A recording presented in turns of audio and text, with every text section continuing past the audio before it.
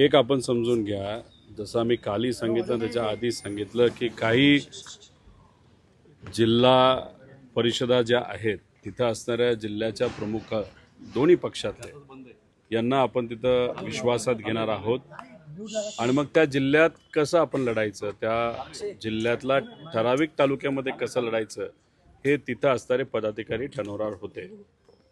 जेव्हा असं ठरलं गेलं तेव्हा आज काही जिल्ह्यातले प्रमुख इथं आले होते, अजितदादांच्या पक्षाचे सुद्धा होते आणि जिथं कुठं काही कार्यकर्ते जे इच्छुक होते एकत्रित लढायला आमच्या पक्षातले सुद्धा इथं आले होते. आणि मग जेव्हा आपल्या पक्षातले कार्यकर्ते इथं आले असतील तर एक त्यांचा सहयोगी कार्यकर्ता म्हणून इथं येणं, त्यांच्या चर्चेत सहभाग घेणं ही माझीसुद्धा जबाबदारी त्या ठिकाणी होती. त्यामुळे काही ठराविक तालुक्यामध्ये कार्यकर्ते म्हणतात एकत्रित लढायचं आणि मग त्या तालुक्याची बैठक इथं असल्यामुळे त्या तालुक्यांच्या कार्यकर्त्यांबरोबर मी सुद्धा त्या बैठकीत होतो. त्यामुळे काही तालुक्यांमध्ये आम्ही एकत्रित लढणार आहोत कारण का तिथल्या उमेदवारांची इच्छा आहे, कार्यकर्त्यांची इच्छा आहे आणि काही तालुक्यांमध्ये आम्ही वेगवेगळं सुद्धा त्या ठिकाणी लढू.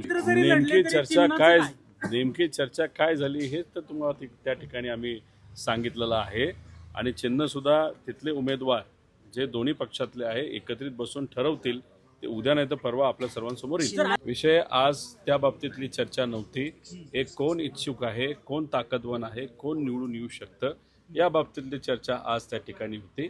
चिन्हाच्या बाबतीत अजून 2-3 दिवस आहेत, त्यामुळे पुढच्या म्हणजे उद्या संध्याकाळपर्यंत तो निर्णय त्या ठिकाणी. काही लोक बोलण्याचा प्रयत्न तिथं करत होते तेव्हा दादांचं आणि आमचं सगळ्यांचं मत होतं आधी उमेदवारांची चर्चा आहे, उमेदवारांशी आपण एकदा चर्चा करू आणि मग चिन्हाबाबत आपण नंतर बोलू. एक तुम्ही समजून घ्या की महानगरपालिकेमध्ये निर्णय घेत असताना एकतर चर्चा होत असताना थोडासा उशीर त्याच्यामध्ये झाला.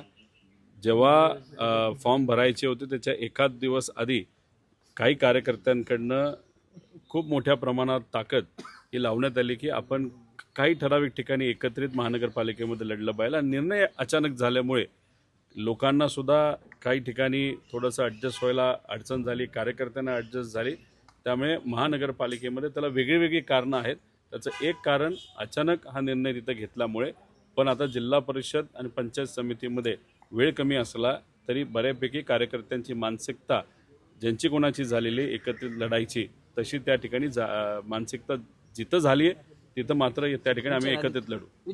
आता शेवटी तुम्ही बोलत असताना हेच सांगितलं, ती एक रणनीती असते आणि रणनीती अशी मीडियासमोर सांगता येत नसते. 2 दिवसानंतर काही गोष्टी आपल्याला कळतात. AM न्यूज आजच्या महाराष्ट्र न्यूज चॅनलला सबस्क्राईब करा, लाईक करा, कमेंट करा आणि बेल आयकॉनला प्रेस करा. एक पाऊल सत्याकडे, प्रत्येक विभागाचा हक्काचा व्यासपीठ आजचा महाराष्ट्र न्यूज.